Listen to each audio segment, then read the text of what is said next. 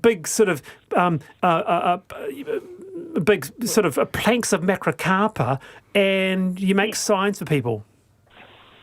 Yeah, so we custom make macrocarpa signs with whatever you want on it, really. People get them for their man caves, batches. Probably the most common thing is the farmers.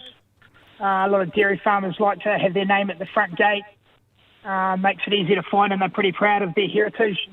Put an established the date that the farm started on it. And yeah, we do preschools, schools, just about everyone, really. How did you get into it? Did you diversify from something else, or why did you do this? Yeah, good question. I guess I was working for my father on the sawmill, and we were doing a bit of everything, really. It kind of started. My father was a joiner, and we were making macrocarpa furniture, and started doing some signs, and started off at the Canterbury A&P show about 7 years ago, and went from there, and they just grew and grew and grew. Good on you. What I really want to know is this process entirely New Zealand-made designs, etc.? Yeah, 100% we are. Yeah, all the trees come from the Canterbury region, some in Ashburton even, and they get processed by my brother, and he puts them through a sawmill, and then my father grades them, and then I make them, and then they get sent out. The paint's made in New Zealand, just about everything. Hey, Brett, great to have you on the program, and if I need a sign from a man cave, I'll let you know. Yeah, we'll get one done for you. That'll be good.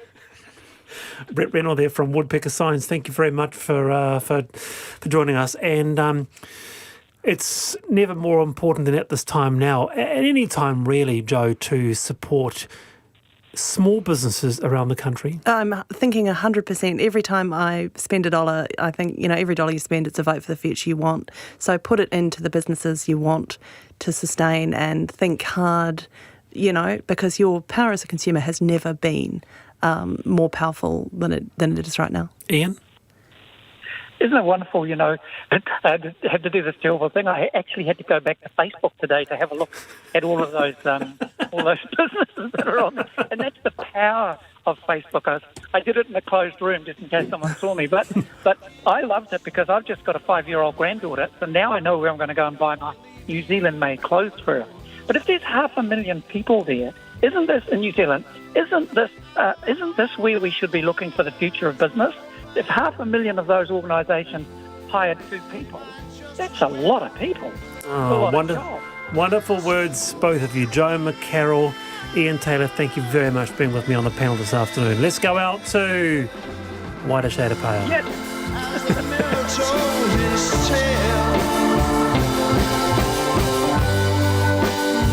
Face at first just go sleep. Turn the wider shade of pale.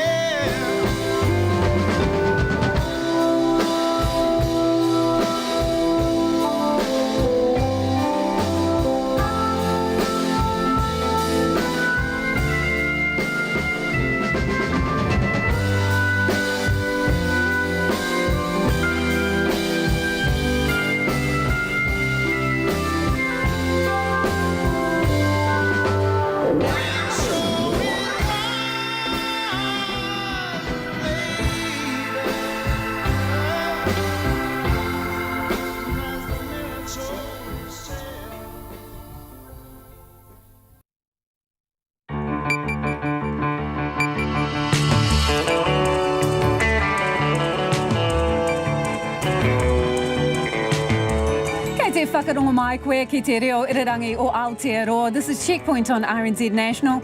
I'm Lisa Owen. E haere aki nei, T-minus 7 hours till we hit alert level 1. When social distancing is a thing of the past, big gigs are a go, and dancing is back on. And the Prime Minister's already been busting a few moves in celebration. There's 0 active COVID cases in New Zealand. I did a little dance. I showed Neve. She was caught a little by surprise, but she joined in, having absolutely no idea why I was dancing around the lounge, but enjoying it nonetheless.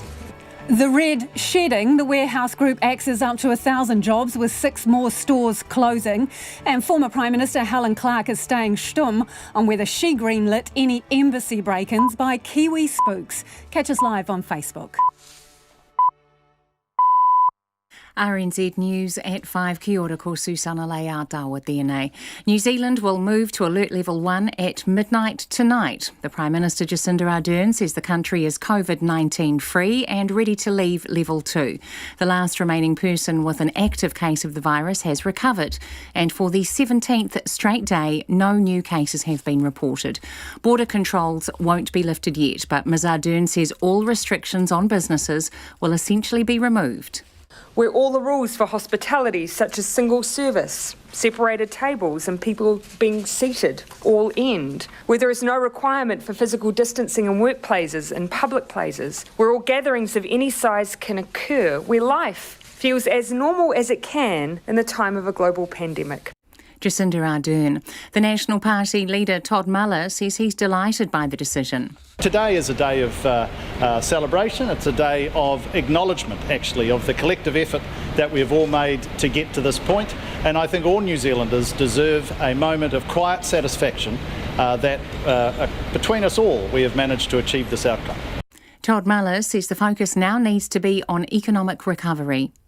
The grandmother who died in a tragic accident on a Raitihi farm yesterday has been described as the family matriarch and a community stalwart. 66-year-old Bev Hiscox and her grandsons Luca and JJ Sirrett, aged 10 and 5 respectively, were killed when a farm vehicle plunged into a dam. Mrs Hiscox's husband Mike survived with minor injuries. A family spokesperson, Elijah Pue, says the couple were spending time with the boys on the family farm. Luca and JJ were the closest of brothers. Luca gave his absolute best at everything he did. He was a Lego master and an avid Minecraft player. I hear he's also a fantastic singer. JJ loves snuggles and being in the outdoors, and he had a cheeky smile. Elijah Pue. The deaths have been referred to the coroner. A Hawke's Bay man died of cancer because a scan diagnosing the disease was not seen by doctors for more than a year. The Health and Disability Commissioner says the man died as a result of multiple system failures by the Hawke's Bay District Health Board. Anusha Bradley reports. Anthony Hill found that due to an IT issue, the man's CT scan results in 2016 were not loaded into the system accessed by doctors, nor were doctors aware they could see the report by accessing the radiology system. Mr Hill says it's unacceptable it took more than a year for the man's doctor to see the scan, which delayed treatment that might have saved him. The DHB has since apologised to the man's wife and fixed the IT error that led to the mistake. This is Anusha Bradley. The minister in charge of the country's intelligence agencies is refusing to rule out signing off warrants allowing the SIS to break into foreign embassies. An RNZ podcast has revealed the SIS broke into the Czechoslovakian embassy in 1986 in a bid to steal top security code books. Mr Little will not say whether the practice continues today. I'm comfortable that we have intelligence agencies that do a very good job of protecting national security. They do a whole range of things. They deal with espionage, they deal with counter-terrorism, they deal with our economic interests too, to make sure that they're not being undermined. SIS Minister Andrew Little. The Prime Minister won't confirm reports of a former Russian spy and his daughter being in New Zealand. The British newspaper, the Sunday Times, is reporting Sergei Skripal and his daughter Yulia are living in this country under new identities. The pair were poisoned by Russian agents in England 2 years ago. When asked by reporters today if the Skripals are in the country, Jacinda Ardern said she could not comment on an individual case. A niece of Mr Skripal, Victoria Skripal, says she doesn't believe the Sunday Times report. She says she thinks the pair are still in England. It's 4 minutes past 5. Super Rugby Aotearoa will be the first professional rugby competition in the world to have fans return en masse when the Highlanders take the field against the Chiefs in Dunedin on Saturday. Crowds are allowed back at all games under Level 1 and kick-off times have been moved to 7:05 on Saturdays and 3 on Sundays. Eden Park Chief Executive Nick Sortner is encouraging fans to pre-book for Sunday's game between the Blues and the Hurricanes. Obviously, there's details that people will be putting into the ticketing system, and we are encouraging people to pre-purchase. That will assist with queuing on Sunday, but also there'll be sanitising stations throughout the venue. Nick Sortner. More than 100 A-League players whose contracts expired on May the 3rd are waiting with growing anxiety for a confirmed restart date for the football competition.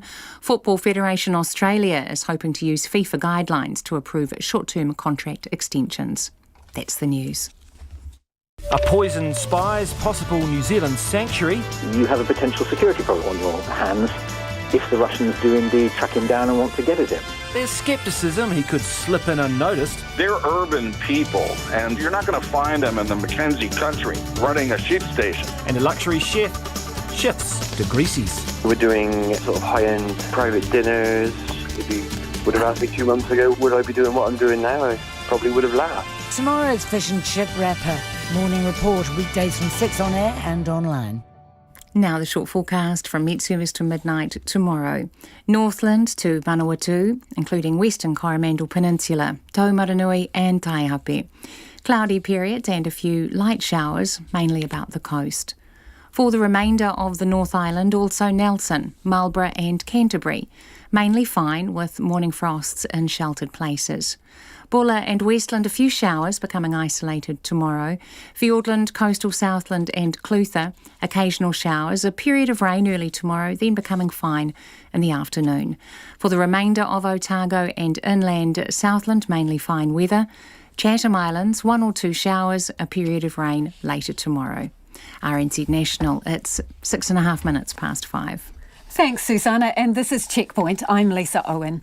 In just under 7 hours, New Zealand will finally move to Alert Level 1, 101 days since our first confirmed case of COVID-19. From midnight tonight, social distancing is no more. You can order your own drinks at the bar. Big fat Kiwi weddings are back on, along with concerts and parties, and no more dancing by yourself. It will no longer be compulsory for businesses to record customer details, but people are being asked to keep their own COVID diaries so that they have a record of their contacts just in case. The border is still tightly locked down. Our confirmed total number of cases, probable and confirmed, remains at 1,504 with a total of 22 deaths. Prime Minister Jacinda Ardern announced the move to Alert Level 1 a short time ago. Today there are no active cases in New Zealand. We have tested almost 40,000 people for COVID-19 in the past 17 days and none have tested positive. We have had no one in hospital for COVID-19 for 12 days. It's been 40 days since the last case of community transmission, 22 days since that person finished their self-isolation. And so today, I can announce that Cabinet has agreed we will now move to Level 1 to get our economy fully open again, and we will start almost immediately. We move down to COVID-19 Alert Level 1 from midnight tonight. Jacinda Ardern there, and joining me now is the government spokesperson today, Finance Minister Grant Robertson. Good evening, Minister. So the Prime Minister did a bit of lounge dancing to celebrate. Ashley Bloomfield says he allowed himself a big smile. What did you do? The Prime Minister told me about that late, good evening, Lisa, too. The Prime Minister told me about that late yesterday evening, and I admit to a little fist pump, actually, Lisa. That was my moment, and maybe some cheer dancing. I was sitting down when I heard. So, from midnight tonight, in practical terms, this means life in New Zealand returns pretty much to normal. So, no compulsory registers when you go into a shop, but can we rely on people to keep their own diaries and keep on this? Well, I think New Zealanders have been phenomenal over the last 3 months or so in doing things together to make sure we stay healthy and safe. And that's the same thing we're now asking in terms of contact tracing. And, the cooperation we need is right across the community, from businesses having the QR codes available to people being able to, or remembering to use them and to keep that digital diary. And for those who don't do that, if those who don't use cell phones in that way, keep their own diary of their movement. So we're just relying on the team of 5 million to do that again. It is important because while we have, succeeded in our goal here in New Zealand, there is COVID in the world, and as the Prime Minister said today, it's inevitable in the future that there will be further cases.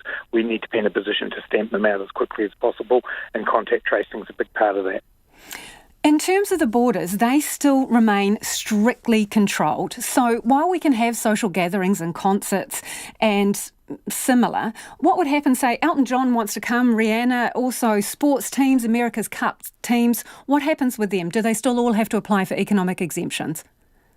That is the process that we've got in place, and we're continuing to develop that and, manage that in the best way possible. But we all have to acknowledge that it is the restrictions on our borders that have been a critical part of our ability to get this virus under control. So yes, at the moment we are working through those criteria to make sure they're fit for purpose, but everybody who wants to come in is going to be subject to that quarantine. You would have heard Ashley Bloomfield say today that we are going to be testing people at the beginning and the end of their quarantine as well, just to make doubly sure we've got that right. And that is what we need to do.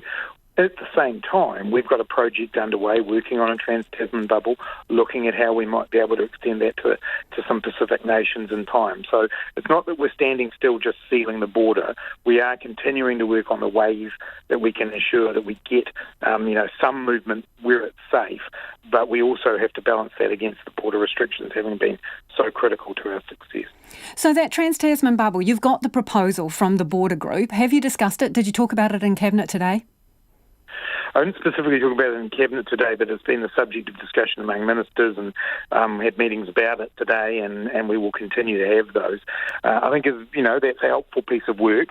The reality remains, though, it's a two-way street, and we still had Australia with half a dozen cases, I think it was, over the weekend, and also their internal issues between different states and the federal government. So we're very actively working on those, and we, as you say, there is a blueprint out there, but ultimately it still comes down to it being safe and for New Zealand not risking going backwards. And that'll take a little bit of time, but we're very, very actively working on it. Why not go with the Pacific first then? Why not go to the Cook Islands where there are no cases? Yeah, look, what we want to do is work out a criteria that can actually be applied not just to one country, but to any country, in fact. And obviously we started that work because Australia proactively wanted it, we wanted it, but equally we need to think about it in terms of the Pacific. We've got actually obligations in terms of the realm countries with Niue and the Cook Islands and Tokelau, where we always have to think about what our obligations are there too. So, while Australia has been an active piece of work and we've had outside organisations supporting us, we actually want criteria that could be applied to other countries who are, in effect, in control of the virus as well. So no bubble with the Pacific before there is a bubble with Australia?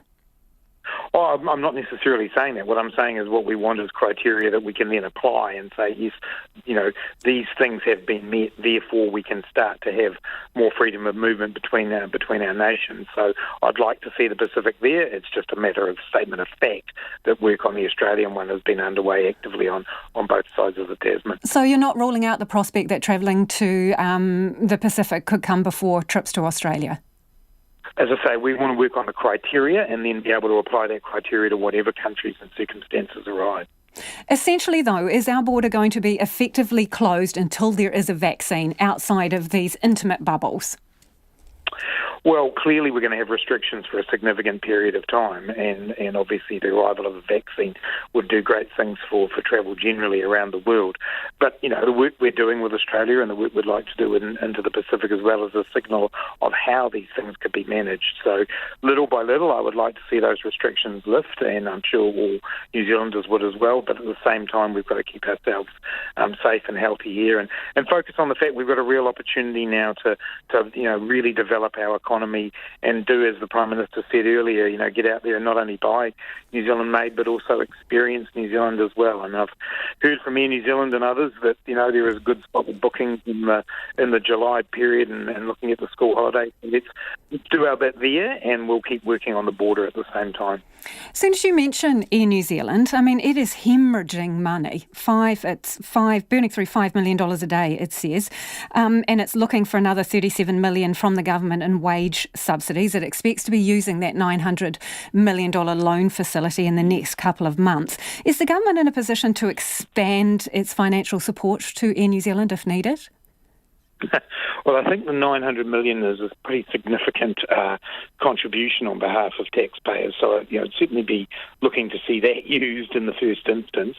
Obviously, we're the 52% shareholder of Air New Zealand, and we've got a very strong interest in there being a functioning national airline. That's why we did what we did. It's why we continue to support them. But I think it's getting ahead of ourselves to look at further funding being put in place. But we'll keep working with Air New Zealand. Air New Zealand is clearly part of an aviation industry that has drastically changed, and every single airline in the world is facing the same issues that they are. We now have the... But could we end up owning it entirely? Well, look, I've always said there was the provision within the $900 million loan to convert that to equity. At the moment, Air New Zealand has a plan and a strategy, and the board are briefing us on that. And I don't have any intention to be offering any more money than what's already on the table. But what I was just about to say was Air New Zealand, however, is in a position where it has the prospect not only of strong domestic sales, but also the potential for Australia and possibly the Pacific in the nearest term. So as an airline relative to the rest of the world, it's got a future. You've heard some of those plans in the last few days, and we'll keep working with them on how that works in terms of the government's role as an owner. The warehouse today has announced that probably 1,000 jobs are going to go. Now, that is after that particular group had $67 million in wage subsidies. How disappointed are you that they are going to be, shedding all those jobs? Oh, it's hugely disappointing and distressing for the people involved, and from my perspective, I don't like seeing that happen anywhere in New Zealand. We have said from the very beginning of this crisis that unfortunately there would be jobs lost and there would be businesses that would not survive. The wage subsidy has been a critical part of cushioning the blow and keeping people employed. But yeah, of course it's disappointing and distressing to see that. I certainly think from a retailer's point of view, we've actually seen very solid numbers, and I even heard the warehouse group themselves say that there have been very solid numbers in level 2, and we're now into level 1. So then aren't you asking yourself how come if there are solid numbers and they've taken that much in wage subsidies, they're still flicking people? Yeah, well, I think if you actually look into the announcement, you'll see that much of what has been announced here was already planned, frankly. This is a company that had decided to move to some different ways of running themselves and organising themselves, and what COVID-19 did was bring really that forward. So I think you need to talk to them about those earlier plans and what's happened now in terms of COVID-19. But look, we cannot deny, sorry Lisa, please let me finish, you cannot deny that COVID-19 has had this dramatic effect right around the world and in New Zealand. We have cushioned the blow of that through the wage subsidy scheme, but businesses will now make their plans looking forward. I just hope they do that, aware that we've now moved into level 1 and there are good prospects for them in the coming months. Before you go, there are hotels that are being used for isolation, the government-backed isolation schemes. And some guests have raised concerns with us that booking in, they didn't know that those were what the hotels were being used for. So should hotels who are isolating international travellers have an obligation to tell people when they're booking in? Oh, look, I think that'll be up to the hotels, really. From our perspective, they have certain obligations to us in terms of the way that they ensure security and the way that they ensure that people do meet their quarantine and isolation obligations. In terms of what they owe to the public, that will be up to each of them to decide. The important thing for me is that they do fulfil those obligations and they keep not only the people in quarantine safe, but also other people at the hotel. So to the extent that they need to tell people in order to fulfil those obligations, I would like them to do that, but that will be up to them to decide. Hotels have different wings, different entrances. There's many different ways it would be handled. Minister, we're out of time, but what's going to be your first grandstand excursion now that you can go to games? I am looking at heading down to Dunedin for what will be the first professional rugby game, I think, in the world since people have been into lockdown, to see the Highlanders and the Chiefs play. It'll just depend on a few logistics, but like a lot of people, I'm looking forward to live sport just as I am to live music as well. Appreciate your time this evening. That is Finance Minister Grant Robertson, who is the government spokesperson today. So how do people feel about moving to level 1 from midnight tonight? Alex Perrottet and cameraman Nick Munro went to the Auckland suburb of Henderson to find out. Night tonight. Thank you very much. You happy? Absolutely, yeah. 17 days now without, and the case we did have, the one left, has recovered. Nothing will really change for me. Level 4 was hard. I live by myself. That was hard. I ended up in hospital. I had like a mental breakdown. Oh, come on, really? Yeah, I did, yeah. But we're over that now, so... You feeling better now? Yeah, I do. People are just getting a little bit tired of distancing. Do you think that was wise for them to say today that it's going tonight, not Wednesday? Yep, yeah. Sooner the better, really. You had enough of it? Yeah. I think most people have, to be perfectly honest. Oh, level 1, did you say? Yeah, we're going to level 1. I think for everyone's safety, probably, whatever, they decide, I guess. No, tell us what you think. You think we should stay level 2 a bit longer? I think we should. It'd be a good idea, but we've done really good so far. I work at a rest home, so just looking at all the elderly. They're still very vulnerable, aren't they? Yeah. Should be all good. It'll be all good. Everybody should be happy. About time? Yeah, about time. Yeah. I think they have overdone it a bit. Been at level 2 and there's no other cases that's happened. So I think it'll be a wise choice to do. I've been living by myself for 50 years, so the lockdown passed me by. Is there any place that you like to go to that now you can go to more regularly? Oh, my local watering hole, I suppose. My local cafe. And that was Alex Perrottet talking to locals in Henderson about the move to Alert Level 1. Meanwhile, stadium bosses, team CEOs and food vendors are welcoming the news that sports fans are now allowed back through the turnstiles. Rugby, netball and basketball teams return to competition this month, with fans filling the stands and the club's coffers. Super Rugby Aotearoa will be the first professional rugby competition in the world to fill stadiums in the COVID-19 era, when the Highlanders play the Chiefs on Saturday. Felicity Reid reports. Tickets are now on sale for Super Rugby Aotearoa as fans are being encouraged to get back to watching live sport in person.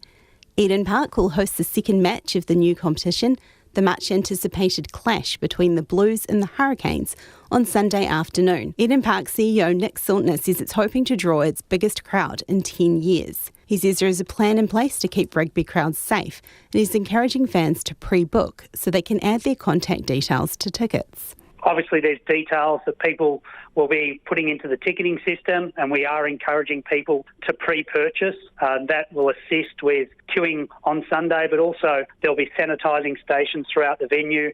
There'll be hygiene promotion signage. There'll be frequently additional cleaning of touch surfaces throughout the venue, and obviously people will, if they so desire, they can access the QR code that will be available through the government tracing app. Saltner says Eden Park and sports venues have been severely affected by COVID-19 lockdowns. He says it'll be great to see casual workers coming back, especially in hospitality.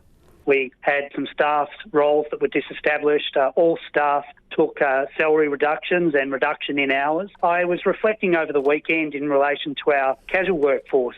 We employ up to 3,000 staff across all the various service streams on an event day. And as you can imagine, for those families, not being able to work at Eden Park for the last 12 weeks will have been terribly challenging. Sports fans will also be able to get a fix of their favourite game day food. Jeremy Mikos from popular food truck Fritz's Wieners says getting back inside Wellington's Sky Stadium, which will host Hurricanes rugby games, will be a boost for business. It would definitely mean an increase of at least half our business being back up and running. Obviously with the lockdown, it was a good chunk of our income and our staff's hours got reduced. So getting back in there is definitely going to help the business get back up and running. And it'd be great to actually get back in and see the crowds back into the stadium and enjoying the food and enjoying, a little bit of company from other people. The ANZ Premiership Netball competition will resume on June 19, with all games to be played out of Auckland Netball Centre, which has a capacity of around 500 people. Netball New Zealand will consider moving the second half of the 10-week competition to have home games in other parts of the country.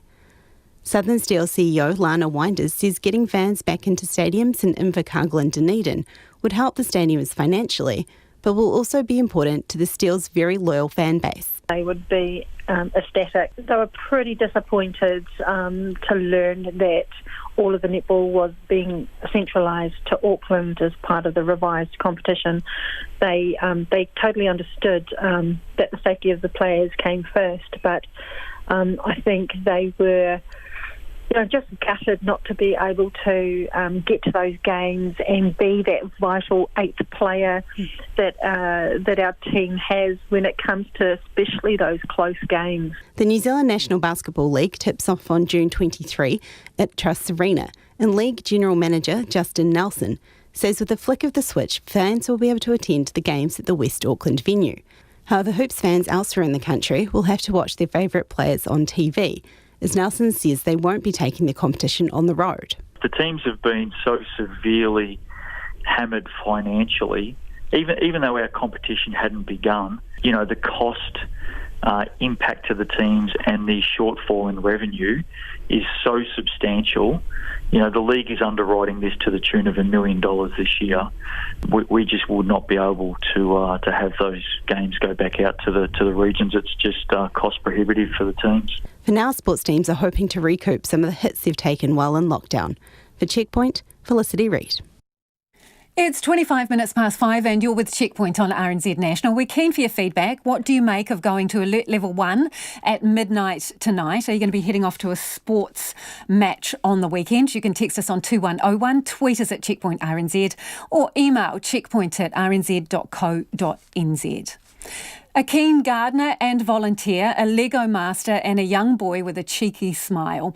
Tributes have been flowing today for 3 Raitahi residents who died in an accident yesterday. 69-year-old Papa Mike and Nanny Bev were in their farm vehicle with visiting grandsons, 10-year-old Luca and 5-year-old JJ, when the vehicle crashed into a dam on their farm yesterday morning. Mike Hiscock survived the crash, although the cause remains unknown. Our reporter Logan Church is in Raitahi. Lisa, the small rural town of Raitihi has been left devastated by this tragedy, which took the lives of Bev Hiscox, as well as her 2 grandsons, Luca Surrett, who was 10, and JJ Surrett, who was just 5. Bev, Luca, JJ and their papa Mike were driving in their farm vehicle yesterday when it crashed into a dam. Only Mike survived with minor injuries. This afternoon, family spokesperson Elijah Pue told us the town was reeling from the loss. Nanny Bev and Papa Mike were spending quality time with Luca, aged 10, and JJ, aged 5, on the family farm. Sadly, an accident occurred whereby their side-by-side farm vehicle tragically went into the farm dam. Bev, Luca, and JJ passed away. Growing up on a farm and spending time on a farm in a rural community like this is a normal thing, and that's what they were doing, spending quality time with Nanny and Papa on a Sunday morning. Elijah also paid tribute to Bev, Luca and JJ, who were well known in the area. Bev was a stalwart in our community, a talented gardener, and held many voluntary roles across our district. A mother of 5 girls and a nanny to 10 grandchildren, Bev was the matriarch of her family and was also the loving and devoted wife to Mike. She had the biggest heart. Luca and JJ were the closest of brothers. Luca gave his absolute best at everything he did. He was a Lego master and an avid Minecraft player. I hear he's also a fantastic singer. JJ loved snuggles and being in the outdoors, and he had a cheeky smile. And just like their nanny, Luca and JJ had the biggest of hearts. I imagine a community like this is very tight-knit and everyone knows each other. It must be an unbelievable impact, a tragedy like this. Absolutely. It's felt across the district, right across Ruapehu. Everyone knows these families, both the Hiscox and the Surrett families, as I said, are well known across our district. And so everyone is mourning for this loss of a stalwart and two young men in our community. It's really sad, and it's a real tragedy for the family, but also for the wider Ruapehu area. The police say the deaths have been referred to the coroner, and WorkSafe New Zealand has also been notified. A funeral has also been planned in due course. However, in the meantime, the family and town will continue to grieve for their loss. Logan Church there joining us from Raitahi, and some of you have been getting in contact already during the show about, well, the warehouse to start off with. This is the news today that they're shedding potentially 1,000 jobs, and they claimed a substantial amount of money from the government in wage subsidies. This person says, John says, why did the government give the warehouse that huge wage subsidy when they knew beforehand that there were redundancies planned? He says in capital letters, it's a blatant dichotomy, surely. Cheers, John from New Plymouth. Thanks for getting in touch. And Penny's got in touch about going to level 1 at midnight tonight. Don't we need to weigh up the benefits to CBD businesses of us returning to the daily commute with the health and environmental benefits of us working from home? Long-term health benefits could be a big win resulting from COVID-19. And the Prime Minister did ask us to consider whether, some of us will continue to work at home or whether others will commute in. Thanks for getting in touch.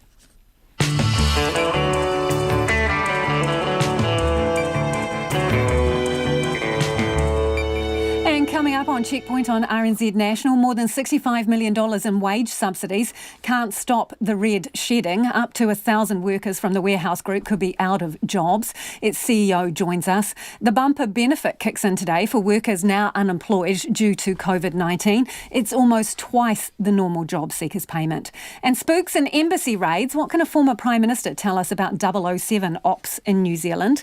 We would love your feedback on anything you've heard on the programme this evening. Do get in touch. You can text us on 2101, tweet us at Checkpoint RNZ, or send us an email. The address for that is checkpoint@rnz.co.nz. Time now for the headlines with Susanna. New Zealand is free of COVID-19 and will move to alert level 1 at midnight, lifting most restrictions on businesses, services and gatherings.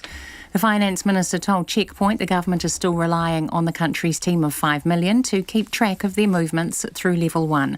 Grant Robertson says Trans-Tasman bubble conversations continue as the government monitors Australia's coronavirus situation. The global number of recorded COVID-19 cases has now surpassed 7 million, while the death toll has exceeded 400,000. The former Māori Party co-leader Tariana Turia is calling for Oranga Tamariki's chief executive and the Minister for Children to resign.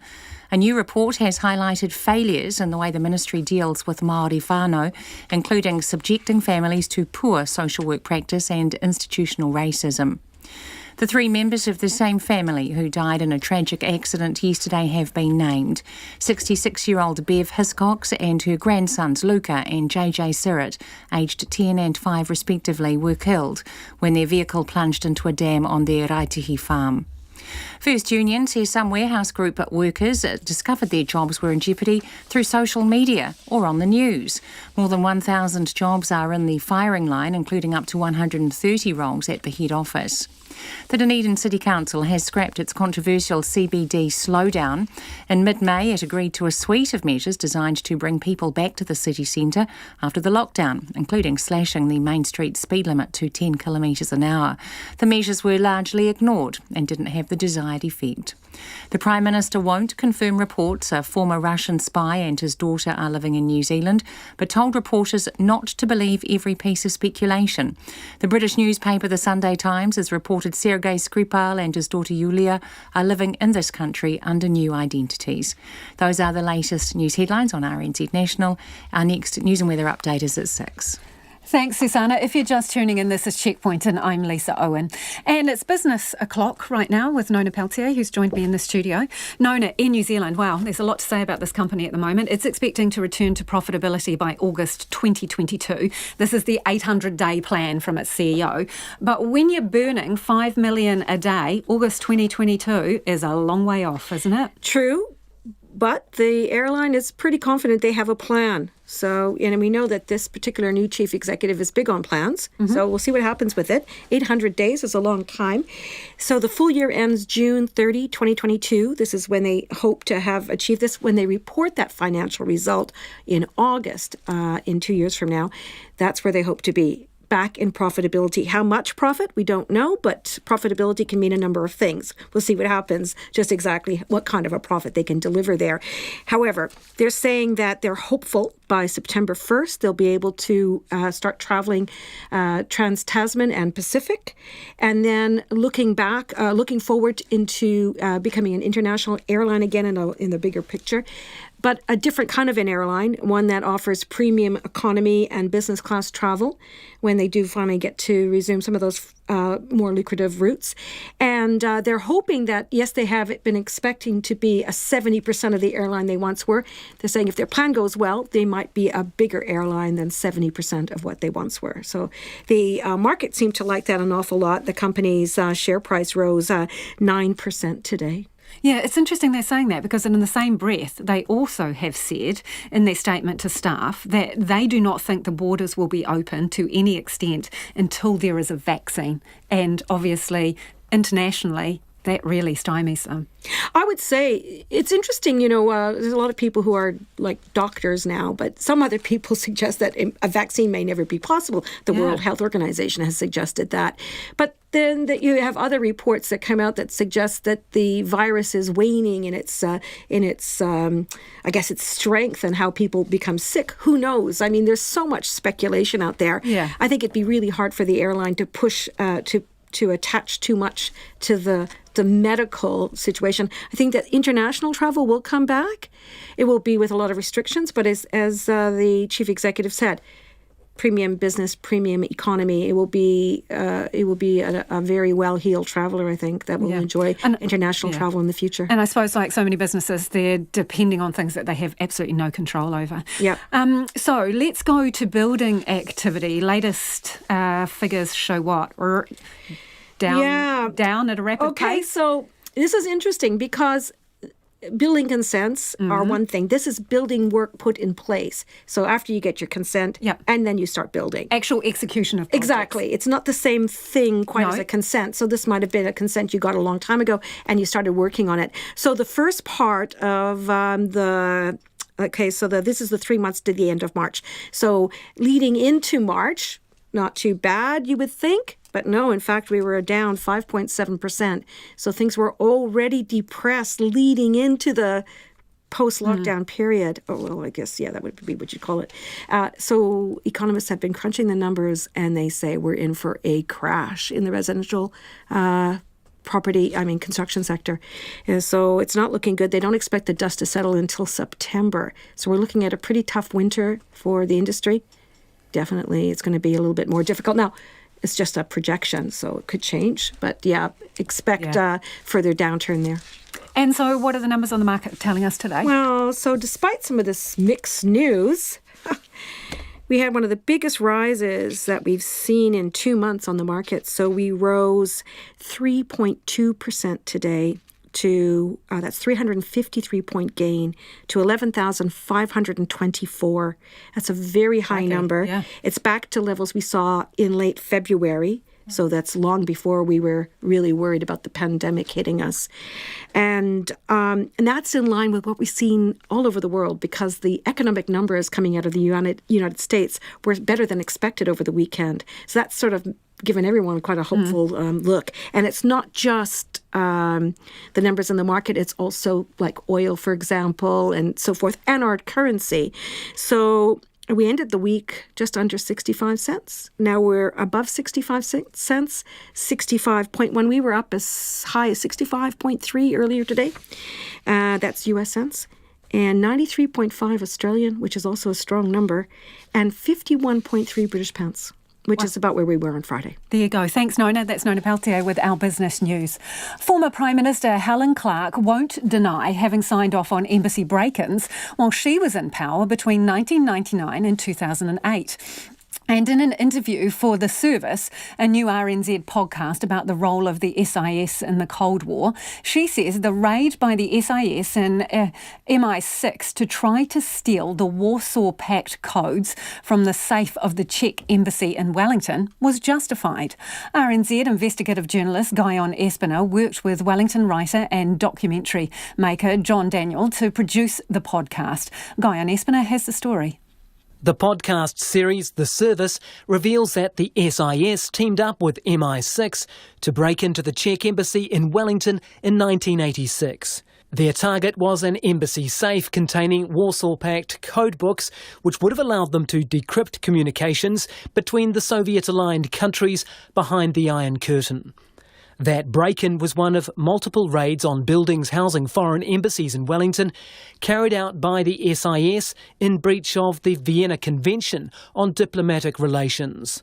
Helen Clark told the podcast that despite being a stickler for international law and working right at the top of the United Nations, she believed the raid on the Czech embassy was justified. Well, it might seem strange coming from me, but I think it probably was. She said that given the serious prospect of nuclear war in the mid-1980s, breaking the codes of the Soviet bloc communist countries and gaining insights into their thinking would have been immensely valuable. Helen Clark believed that David Lange, Labour leader and Prime Minister at the time, would have been justified in approving the raid on those grounds. I would think that it was probably wheeled up to a Prime Minister in that context, that something very useful could possibly be found, and he said, well, give it a go. That's my judgment. Helen Clark also refused to say whether the SIS broke into foreign embassies during her time as Prime Minister, from 1999 to 2008, when she was also Minister in charge of the intelligence agencies. Were you ever asked as Prime Minister to sign off on a break into a foreign embassy in New Zealand? I couldn't comment on that. That's still something that must stay secret? Couldn't comment. That sounds like a yes. Well, isn't it neither confirm nor deny? So it still happens, broadly, does it? Who knows? Who knows? Gerald Hensley was the head of the Prime Minister's department under David Lange at the time of the Czech embassy raid. He says the SIS practice of breaking into foreign embassies stopped when officials became fearful of the potential international fallout. My recollection is that we got increasingly nervous. When I say we, I mean the non-intelligence side of the political repercussions of a failure or something going badly wrong. My recollection, such as it is now, was that we were fairly keen to abandon it after a few turned up, nothing of any particular use. The risk we felt outweighed the chance of a return. The story of the Czech embassy raid has been brought to light by Wellington writer and documentary maker John Daniel, whose mother and stepfather both worked for the SIS. John Daniel says his late stepfather, who went by the pseudonym Jim Stewart, told him about his involvement in the raid before his death in 2005. Jim Stewart, who specialised in detecting and planting bugs, said the SIS did get the codebooks from the Czech embassy. But both Gerald Hensley and also the head of the operation from the New Zealand end, an SIS officer who cannot be named, says when the SIS raided the embassy, they came away empty-handed. The truth behind the success or failure of the mission remains a mystery because the SIS is refusing to comment on the raid at all, citing national security grounds. Security analyst Paul Buchanan says obtaining the codebooks would have been a phenomenal prize, even if they only allowed temporary decryption of the Warsaw Pact communications. He says that while breaking into a foreign embassy is a breach of international law, the worlds of diplomacy and intelligence are quite different. You know, many people think in the world of diplomacy that things are black and things are white, but intelligence services operate in the gray. And so, although the Vienna Convention is written in black and white terms, I don't think any intelligence agency that has an opportunity like this presented before it would refuse to take that opportunity, particularly given the stakes involved. You can listen to the podcast and read more about the series at rnz.co.nz/The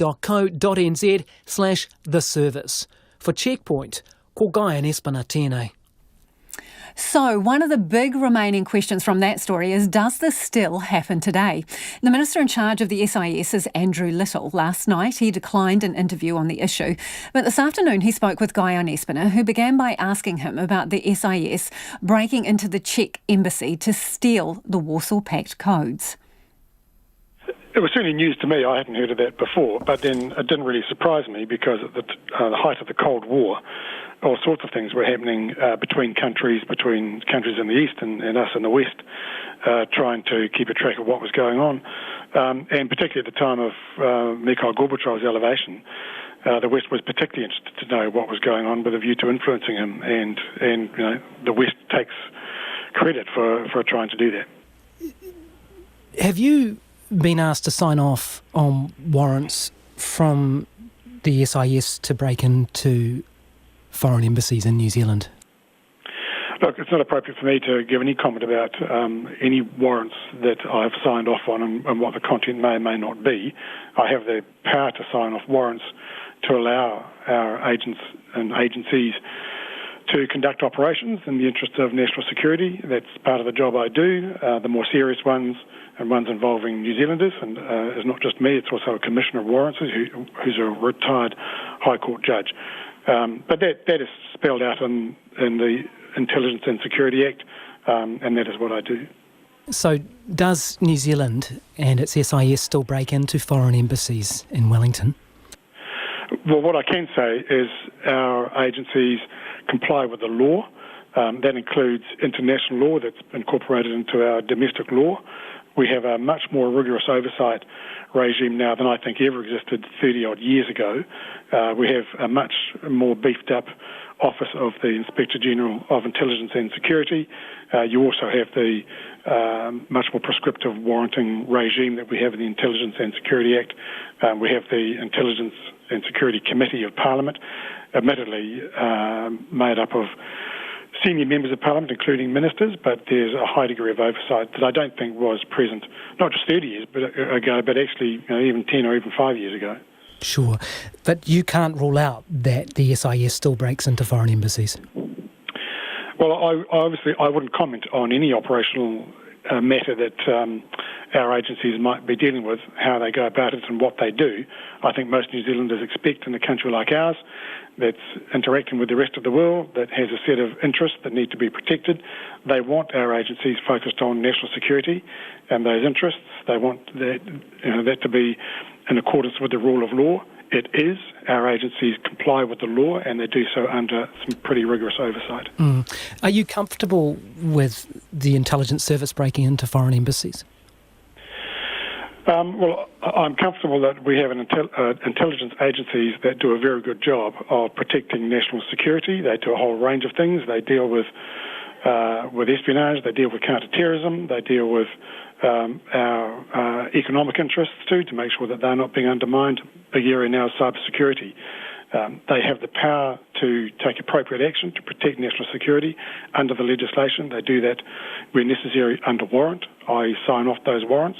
I'm very satisfied that what they do is not only within the law, but is fully justified, which is a requirement of the law. And that was SIS Minister Andrew Little speaking with Guyon Espiner. It is about 12 minutes to 6. I'm Lisa Owen and you're with Checkpoint on RNZ National. Keen for your feedback on spooks, the move to Alert Level 1 and the return of spectator sport. You can text us on 2101, you can tweet us at Checkpoint RNZ or email checkpoint@rnz.co.nz. Thousands of people in the UK have defied the country's ban on mass gatherings to continue protesting after the death of George Floyd in police custody. In the city of Bristol, demonstrators pulled down the statue of a 17th century slave trader and threw it into the harbour. The BBC's John Kay was there. 300 years after his death, Edward Colston's fall from grace.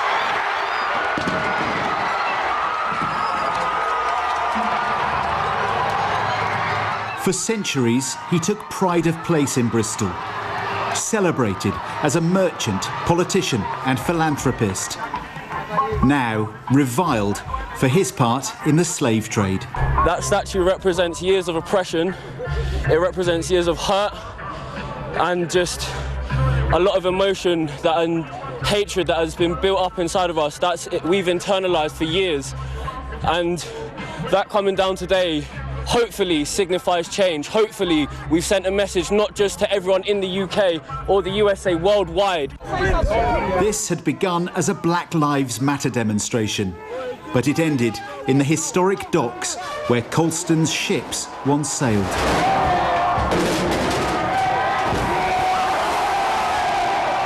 Gone. You're gone. Jasmine is a trainee teacher. What do you say to somebody who lives in Bristol who's horrified by the fact that this is gone? People might say it's vandalism, but black people have to walk these streets. Black slaves built Bristol. We have to walk these streets and see that statue of Colston's every day.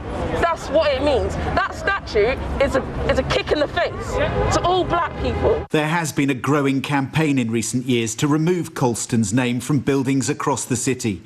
But many feel destroying the statue was the wrong way to do it. Tonight, there was a small counter-protest, claiming local history had been trashed. Sheer vandalism and disorder completely is unacceptable, and it's right actually the police follow up on that and make sure that justice is undertaken with those individuals that are responsible for such disorderly and lawless behaviour. Avon and Somerset police say they deliberately took a low-key approach to the whole protest due to sensitivities, safety and social distancing. Some people will look at this and think, hang on a minute, you should have intervened, you should have stepped in, you should have at least challenged the behaviour that was happening. But this was a very difficult policing operation.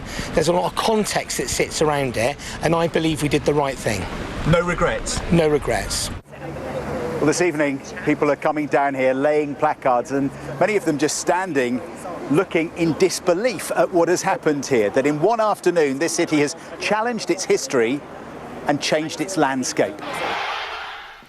Meanwhile, there's been a 13th day of protests across the US. CNN's Evan McMorris-Santoro marched with the protesters in New York. Yeah, this protest is currently walking south on Broadway towards Soho. Protesters we've been with today were in Times Square, they were in Union Square, and this is another peaceful civil disobedient protest. They're walking on the street, they're being civil disobedient, but they are being peaceful. And there's a different tone to the protest today, a feeling that something is happening, that there's a victory maybe. At Union Square, the protesters kneeled down and referring to the changes to the police department promised by the mayor, Bill de Blasio, and new police reforms promised by the governor, Andrew Cuomo. A young man with a bullhorn stood in front of that kneeling crowd and said, "We beat the NYPD, we won." It's a different feeling today, a feeling that this is actually accomplishing something. Elsewhere in the US, the majority of the Minneapolis City Council have agreed to defund and dismantle the city's police department. They say George Floyd's death showed the system is not working. Former Māori Party leader Dame Tariane Turia is renewing her call for Oranga Tamariki's chief executive, Grania Moss, and the Minister for Children, Tracy Martin, to resign. It comes as pressure mounts on the agency after a report by the Children's Commissioner, Judge Andrew Beecroft, highlighted failures in the way it deals with Māori whānau. As our Māori news correspondent, Lee Marama McLaughlin, discovered, the report found families were subjected to poor social work practice, racism, and were not treated with dignity. The stories of 12 Māori whānau who have dealt with the state care system lay bare the breakdown in trust between Māori women and social workers. Mothers talked about having information kept from them, experiencing threats and coercion, not having confidentiality respected, and being lied to. A whānau order leader, Meripeka Raukawa Tate, says the report's findings were no surprise. The social workers and the practitioners within Oranga Tamariki, their expectation is that Māori mothers will fail. Their expectations and the way they treat Māori mothers is that the mothers are the enemy. One mother in the report said her social worker tricked her into signing an agreement to hand over custody of her child. Another mother, who was suicidal, was told by her social worker to suck it up and deal with it. One mother was not even allowed to see her new baby before it was taken from the delivery suite. Years ago, one woman said she was told to have an abortion if she wanted to keep her older children.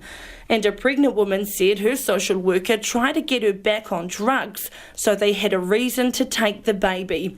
Ms. Raukawa Tate is appalled. It highlighted the rampant racism that you find within Oranga Tamariki, that the culture does not lend itself to supporting the mothers, that there's no willingness to work in partnership with the wider whānau as well. So it's just one layer after another that is absolutely burying the mothers. The whānau had mostly negative things to say about the state care system. Mothers said their progress, like quitting drugs or completing parenting courses, was not recognised by their social workers. A leading Māori midwife, Jean Te Huia, says the report reveals shocking social work practice. I was extremely upset when I read that the social worker would not allow the mother to kiss or cuddle or hug her children who were in care. They were only allowed to sit facing each other and talk. And, you know, that kind of behaviour speaks of oddities. Whānau in the report were concerned that social workers have all the power, and Ms Te Huia agrees they do. She says she's seen social workers purposely withhold information, mislead and pressure vulnerable mothers in the system. They've had so much power for so long and it's never been tested and it's never been challenged. Their behaviour has got worse and worse and worse, to the point where they believe they're judge and jury. Former politician Dame Tariana Turia says she's seen some good social workers too. She believes the problem lies with the leadership of Chief Executive Grania Moss. We must take action against the Crown. Granny Moss needs to go. And, you know, I hate to say it because I really like Tracy Martin, but maybe Tracy needs to go too, because she stands by Granny. Neither the Chief Executive of Oranga-Tamariki, Grania Moss, or the Children's Minister, Tracy Martin, would be interviewed. But in a statement, Ms Moss said their social workers are dedicated to their jobs and work hard in challenging environments to do their best for children and young people. She said they're trained to understand colonisation and the Treaty of Waitangi. Yet between 2010 and 2019, the rate of urgent entries into care doubled for Māori newborns, but stayed the same for non-Māori. Hands Off Our Tamariki spokesperson, Dr Alison Green, says Māori need a system of their own. I think we are ready for tribal government, for tribes to be able to enact legislation and for tribes to take over the jurisdiction and authority of their young Māori people and families and take it right away from the state. An internal review by Oranga-Tamariki and a major inquiry by Whānau Ora have both highlighted failures in the way the agency deals with Māori. There's been a 7% increase in Māori social workers at Oranga-Tamariki since July. For Checkpoint, I'm Lee Marama McLaughlin. Welfare advocates say the new unemployment benefit for people out of work because of COVID-19 highlights the need for sweeping changes to the current system. From today, people can apply for the new payment, which is almost double the existing job seeker support. Here's our political reporter, Katie Scotcher. The income relief payment was created to support the thousands of people made redundant because of COVID-19 as they look for more work or retrain. More than 40,000 people have signed up for the job seeker benefit since March. Full-time workers can get $490 a week and $250 for part-time workers, none of which is taxed. The existing job seeker benefit is set at a maximum of $250 a week after tax. Beneficiary advocate Kay Brereton says the new payment is good news for those who have been made redundant. But it is acknowledging that the benefit isn't enough to support people who've lost their employment and are looking for work. Existing job seeker support dries up if a person and their partner earn more than $90 per week. But people made redundant because of COVID-19 can still get the income relief payment, even if their partner earns up to $2,000 a week. Kay Brereton says the new support highlights the need to make the existing benefit more flexible. It recognises that people are moving away from the level of financial interdependence that they used to have in coupled relationships. Finances are often quite separate in people's relationships these days. National Social Development spokesperson Louise Upston describes the relief payment as grossly unfair. There shouldn't be two sets of rules for New Zealanders who are looking for work. Ms Upston says the money would be better spent on direct cash payments to struggling businesses to help keep staff. The request for months now has been around some initiative support to support commercial leases, and we've still not seen any cash to businesses to support them with the hard costs of keeping the doors open. The Social Development Minister Carmel Sepuloni wasn't available for an interview today, but had this to say during the final debate of the bill at the end of May. This payment is intended as short-term assistance to soften the shock of unemployment and minimise disruption for people as they seek to re-enter the workforce or look toward further upskilling and training. People who have lost work because of COVID-19 can apply for the income relief payment from today, and it will be available for 12 weeks. From Parliament for Checkpoint, call Katie Scott Churaho. Time for some of your feedback now, and we've been running a story from Guy on Espinel, which is part of a podcast about the SIS and MI6 breaking into the Czech embassy looking for the codes to the Warsaw Pact. This person, Daphne's, got in touch to say, from 1949 to 1959, my father worked for the British Admiralty and MI6 on a submarine chasing Russian subs around the North Sea, Mediterranean, North Atlantic, and also in Murmansk Harbour. After being spied on and betrayed by Commander Buster Crabbe, he left to become an academic. He was under surveillance right up till 1965, she says, when we immigrated to New Zealand. He was Dean of Engineering for 20 years at Canterbury University and only died last week at the age of 98 years. Very sorry to hear that, Daphne. She goes on to say New Zealand was a safe place to be during the Cold War. Thanks for getting in touch with that story. This person says going to alert level 1, in my opinion, is a joke. Why not be certain and wait 28 days cycle free of COVID notifications? All this hard work and sacrifice for nothing based upon what has happened overseas where restrictions have been eased. Sit back and see the turmoil unfold.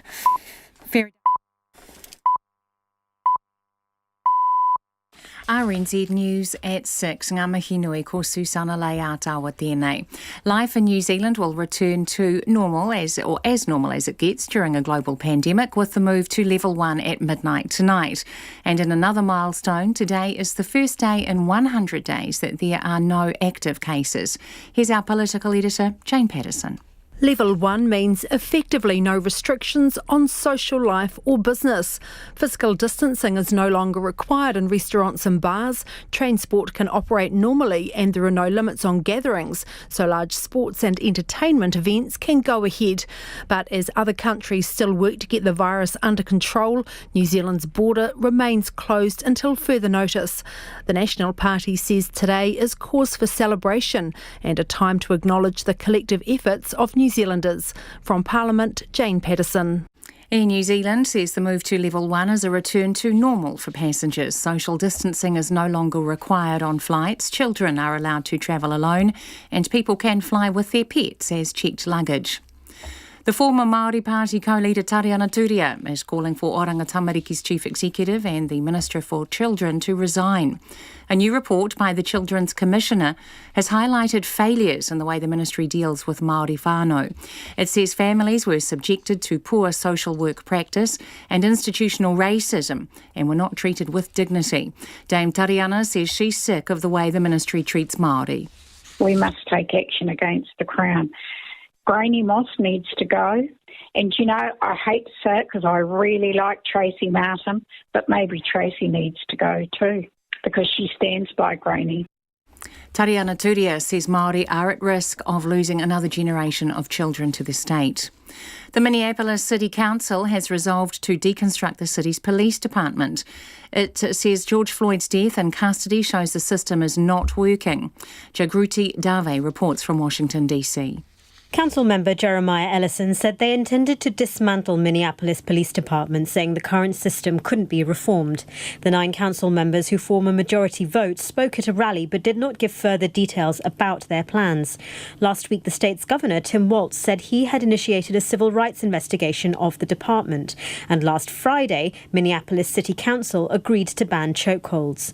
Protests have erupted across the United States after the death of George Floyd in police custody in Minneapolis. Many people are demanding for police reforms, but there are also calls to defund the police. Jo Ruti-Dave reporting.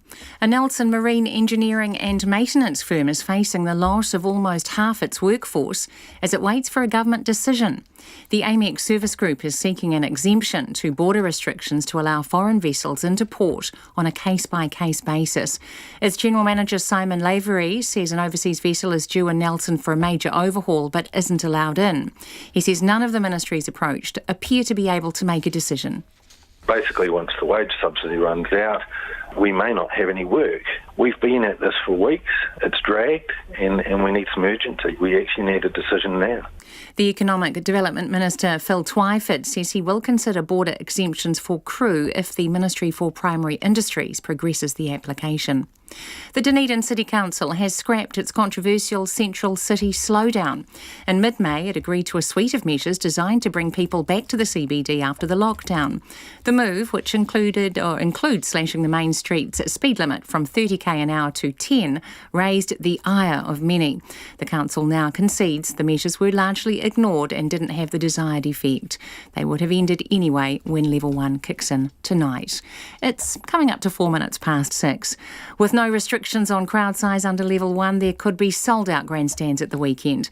The Highlanders host the Chiefs in Dunedin on Saturday and the Blues face the Hurricanes at Eden Park on Sunday in the first round of Super Rugby Aotearoa matches.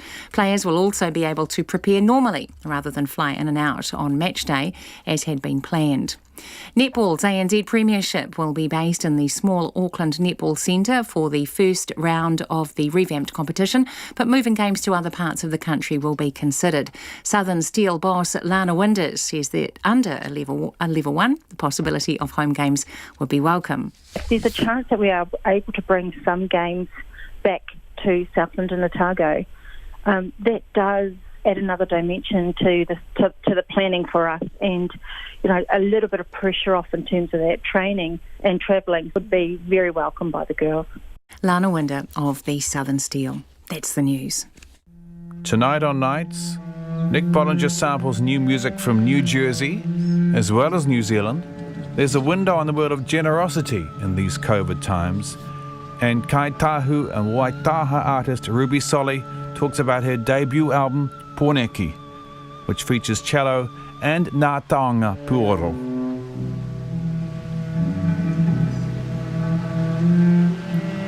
That's Nights with me, Brian Crump. Afternoon news at 7 on RNZ National. Now the short forecast from mid-service to midnight tomorrow, Northland to Manawatu, including Western Coromandel Peninsula, Taumaranui and Taiape. Cloudy periods, a few light showers, mainly about the coast. For the remainder of the North Island, also Nelson, Marlborough and Canterbury, mainly fine. Morning frosts in sheltered places. Bulla and Westland, a few showers becoming isolated tomorrow. Fiordland, coastal Southland and Clutha, occasional showers, a period of rain early tomorrow, then becoming fine in the afternoon. For the remainder of Otago and inland Southland, mainly fine. Chatham Islands, 1 or 2 showers, a period of rain later tomorrow. RNZ National, it's 6 minutes past 6. Thanks, Susanna, and kia ora anō. This is Checkpoint and I'm Lisa Owen. New Zealand will move to Level 1 tonight, and in a happy coincidence, on the first day since the outbreak, there are no cases of COVID-19. Usually there's 48 hours notice for a move to a lower level, but the Prime Minister says New Zealand is ready to move and it will happen at midnight tonight. This marks the return of almost normal day-to-day life and business. However, the borders will remain closed and the economic fallout will persist for months, if not years to come. Our political editor, Jane Patterson, filed this report. No cases of COVID-19 and effectively no restrictions left in place. Cabinet has agreed we will now move to Level 1 to get our economy fully open again, and we will start almost immediately. We move down to COVID-19 Alert Level 1 from midnight tonight. The last remaining case had been linked to the St Margaret's Hospital and Rest Home cluster in Auckland, but that person is regarded as recovered and has been released from isolation. The Director General of Health, Dr Ashley Bloomfield, says this result is extremely satisfying. That not only do we have no new cases and haven't had any for 17 days, but we also have no active cases in New Zealand, and no, we haven't been saving that up. We found out about that yesterday afternoon. It's a coincidence, but I think a nice and timely coincidence. A moment of celebration for the two people who've been the public face of the COVID response when told the news. I did a little dance. I showed Neve. She was caught a little by surprise, but she joined in, having absolutely no idea why I was dancing around the lounge. I've been described by one commentator this week as intense, but I did allow myself a broad smile. Jacinda Ardern says the borders will remain closed until further notice, but life will look as close to normal since the start of the outbreak. We can hold public events without limitations. Private events such as wedding functions and funerals without limitations. Retail is back without limitations. Hospitality is back without limitations. Public transport and travel across the country is fully opened. She says moving quickly today had nothing to do with pressure from coalition partner New Zealand First, but is because no enforcement provisions need to be put in place. At alert level 1, the restrictions simply remain at our borders, so there was no reason to have to leave a time frame to bring in those provisions. And she defended the approach taken over the last few months, making no apology for not moving as fast as some would have wanted. That caution and hard work got us down the mountain safely when the descent is always the most perilous part. Moving to level 1 now is the dividend for everyone's hard work for now. Nationals leader Todd Muller says his party had been pushing for a move sooner, but regardless, today is cause for celebration. Can I just say how delighted I am with the announcement today that we are moving into level 1 from midnight tonight. It's a fantastic day for New Zealand. It's a testament to all our collective efforts over the last many weeks. The CEO of Trust's Arena, Mark Gosling, says the announcement is great for domestic-focused venues, but others will still find it tough to operate with the ongoing border restrictions. For a lot of the venues that rely on international content, as in international access, so, the All Blacks being able to play against Wales and, venues to have concerts by international artists, none of that kind of content can happen right now. The Prime Minister says while COVID has been eliminated in New Zealand for now, she's warning there could yet be cases here in the future. So some requirements do remain, keeping up the hand washing and keeping a diary of where you go each day, either through the app or noting it down, so if there is another outbreak, contacts can be tracked down quickly. And the message to the workforce, in particular the public sector, unless you are unwell, come back to work, in part to get people and their cash back into central city economies. And the catch cry is now Unite for Recovery, with a plea to New Zealanders to buy, shop and travel local wherever they can. From Parliament for Checkpoint, Jane Patterson. The warehouse could be shedding nearly 1,000 jobs in a restructure it says has been accelerated by COVID-19. The group that also owns Noel Leeming is looking to shut an additional 6 stores, including branches in Te Awamutu and Tokoroa, on top of 3 already earmarked for closure. Up to 130 positions will be axed from head office, plus 900 full and part-time jobs at stores as the company shifts to a, quote, agile operating model, in line with changing shopping habits and an anticipated downturn due to the pandemic.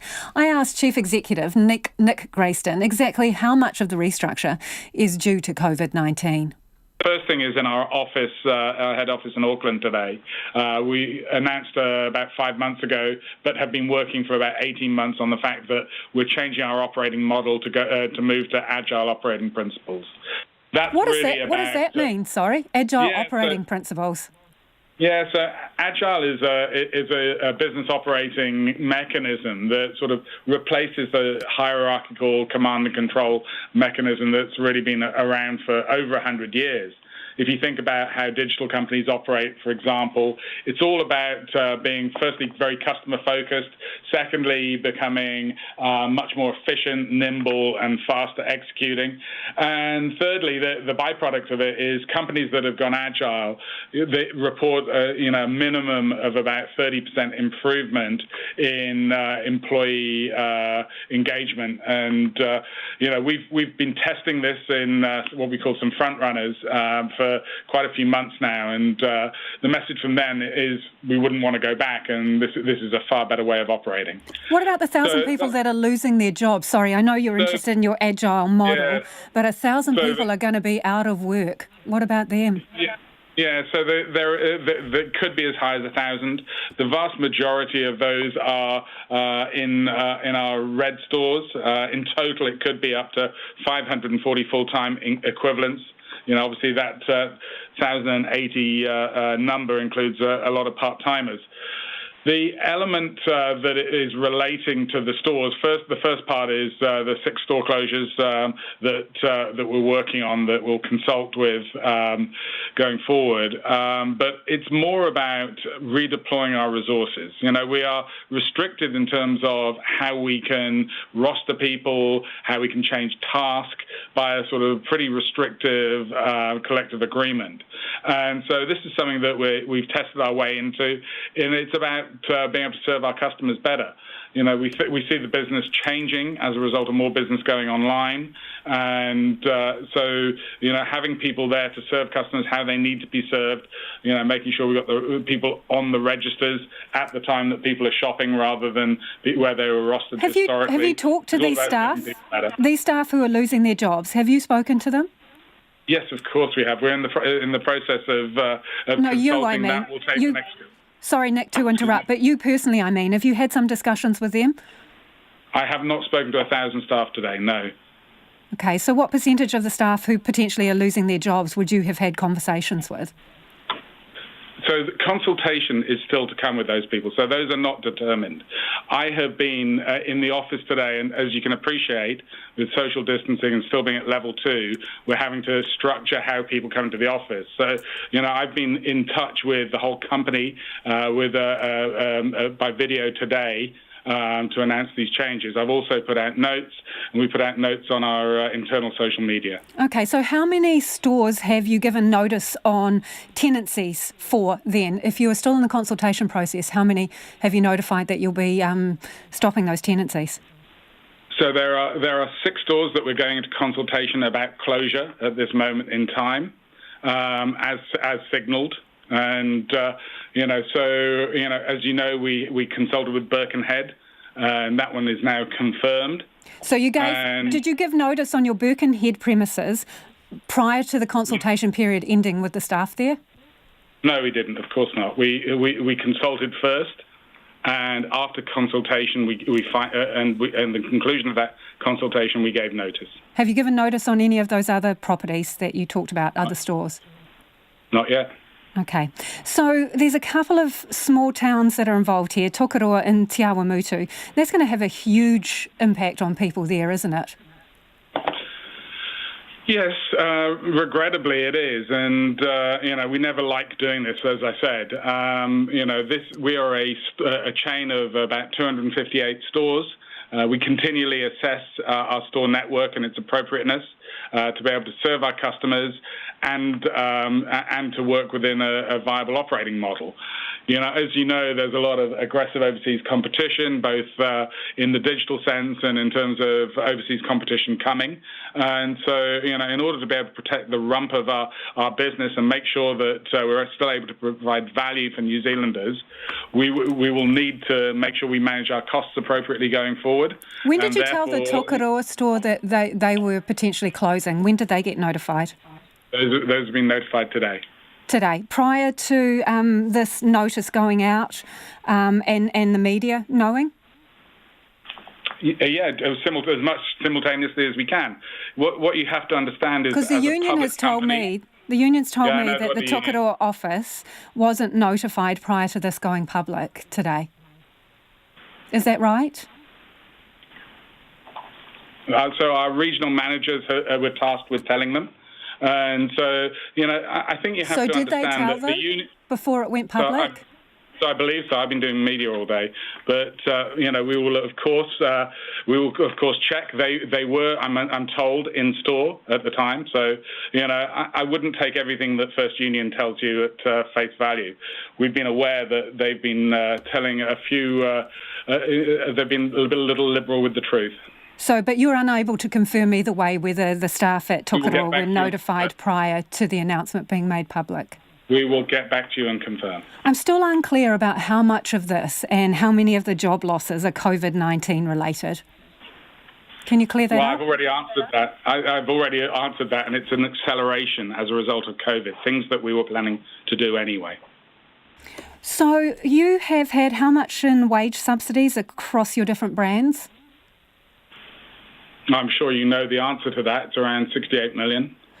And so what difference has that made to the number of jobs you can keep? Can you? Yeah, so what that enabled us to do is keep people employed during lockdown, as it was intended to do. It covered around about half of our total wage bill. We were able to, it went directly to our employees. We were able to keep 100% employed and on full salary during that time. And so it is in line with how the government wanted it to be used. So how many of those jobs that you collected subsidies for will now be going? Is the potential 1,000 that are going, are those jobs that you previously had subsidies for? None of them will be going within the subsidy period that ends on the 17th of June. No, but will some of them go after that? Well, we don't know that until we've consulted. Okay. Are you going to make an application for the second round of subsidies? No, we're not. And why have you come to that? Is it because you don't qualify? Well, we don't think that our business, God help us, will be down 50%. And that was the Chief Executive, Nick Grayston. Now, staff from Noel Leeming, owned by the Warehouse Group, were looking very glum at the Henderson Clearance Centre today following the announcement. It is one of the 6 stores across the country to be facing the chop.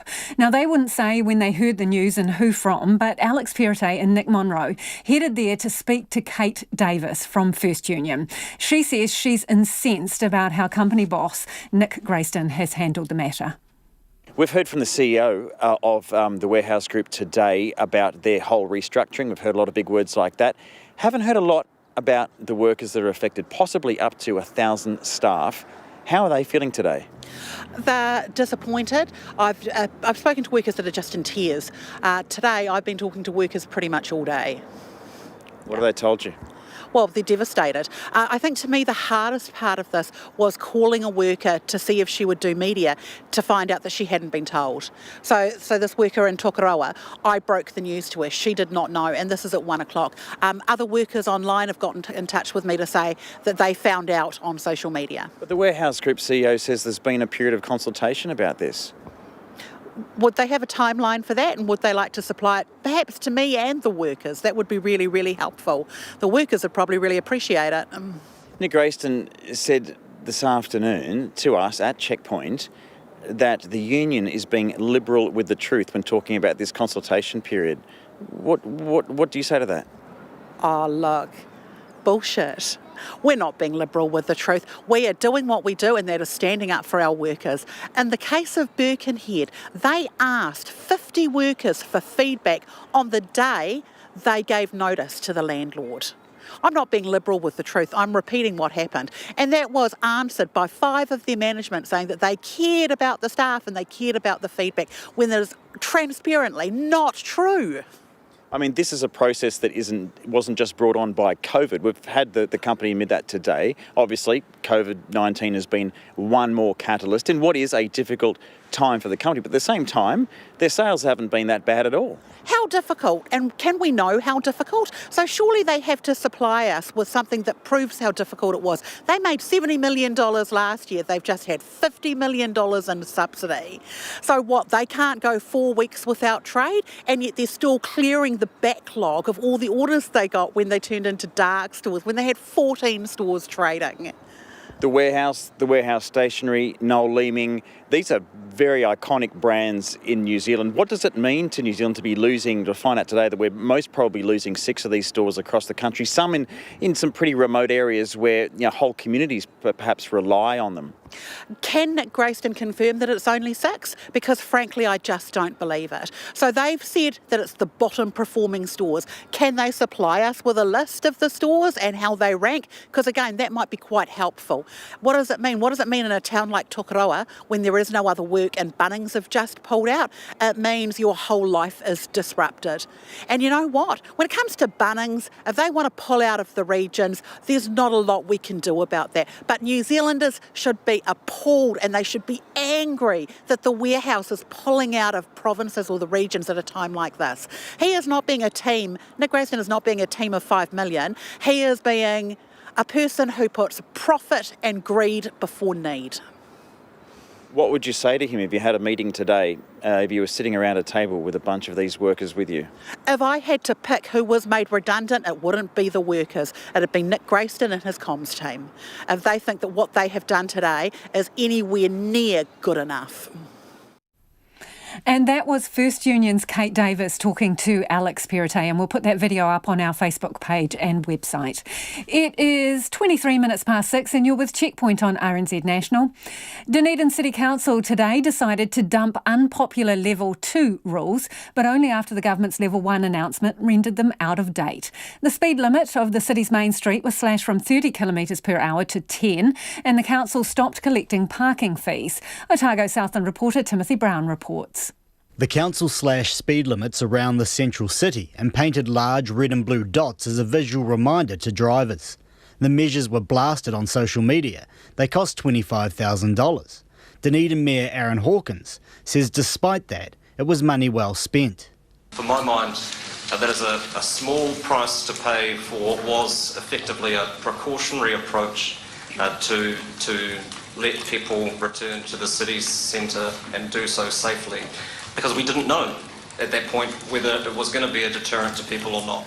The Transport Agency picked up most of the costs, but ratepayers still forked out $2,500. Councillor Jim O'Malley says the real cost is in the loss of parking revenue. At $135,000 a week lost revenue potential for 3 weeks, that's $400,000, is that correct? That's correct. So we were committed to $400,000 of free parking and $2,500 worth of dots. Despite those costs and losses, council staff conceded the measures didn't even achieve their purpose. The council's Infrastructure Services General Manager, Simon Drew, says few adhered to the speed limit. Average speed is about 22 kilometres an hour, so whilst people are not going 10 kilometres an hour, it's made a significant drop in the speeds through George Street. Chief Executive Dr Sue Bidrose says physical distancing was also not a priority post-lockdown. We noticed pretty much immediately we moved to Level 2. People were hugging in the street, rushing up, crossing the road and flinging their arms around each other. People's need to do social distancing of 2 metres from strangers appeared scant. And then the debate turned to the future of the dots. Councillor Carmen Houlihan wants them gone. She says they're dangerous. I have serious concerns about leaving the dots on the road, and I'll tell you why. I'm a mother with young children. The first thing the kids did when they saw the dots, they went, "Oh, Mum, look, we can play on the road. Look at these playful dots." However, Councillor Mike Lord, who was originally opposed to the measures, is now a fan of the dots. Would there be any danger if we left the dots there and resumed the speed limit back to 30? Because I don't really have a problem with them. I think they're still in good order. They will probably last at least another 2 to 3 months. I think they bring a wee bit of diversity, a wee bit of sort of freshness. They're different. And I think the question's been made quite clear. But halfway through the debate on keeping the measures, councillors were told this. Apparently we're at Level 1 from midnight tonight. Seal the pub. Despite that, they voted to scrap the measures 14-1, meaning they'll end only 8 hours before Level 1 kicks in. The speed limit is returned immediately and the dots will fade over the next few months. In Dunedin, for Checkpoint, Timothy Brown. A group of students at an elite Christchurch private school say a teacher tore down posters and verbally abused them for promoting the Black Lives Matter movement. The students at St Andrews College in Strohan put up posters raising awareness about the movement last week. However, they say they were shocked when a female staff member ripped off a number of posters and stamped on them while swearing at the Year 13 students for their actions. The school is investigating the incident. Christchurch reporter Anand Zaki spoke to one of the students on the condition of anonymity and started by asking why they had been putting up the posters. Initially, we had reports that some students were, quite annoyed by the posters. Some had vandalised it. For example, someone had written, Black Lives Don't Matter. one of the posters, which, is very disheartening to actually have to read that, and that was 10 minutes after it got put up. And even later on, we got reports that a certain teacher had been tearing it down. But, initially I'd brush that to the side thinking, no teacher would do that. And initially my blame was on students, and that's what I was kind of looking out for.